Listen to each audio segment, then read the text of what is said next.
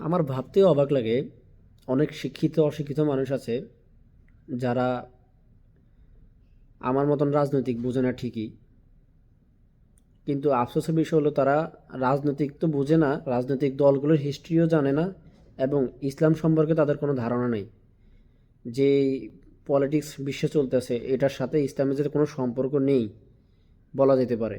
তো একজন মুসলিম হিসাবে যে আমরা ইসলামী শাসন বিধান চাইব, সেই জ্ঞানটা তাদের মধ্যে নেই।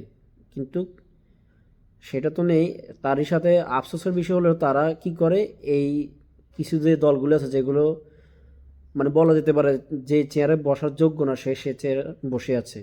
তো এমন তারা দলগুলির কাছে নিজের ইমান বিক্রি করে ফেলে কিভাবে? এই ভোটের সময় আসলে তারা কি করে, 500-1000 টাকা বা তারও বেশি হতে পারে, এই টাকার বিনিময়ে তারা তাদের ইমানকে বিক্রি করে ফেলে। এই দলগুলোর জন্য তারা মিছিলে সামিল হয়, মানুষকে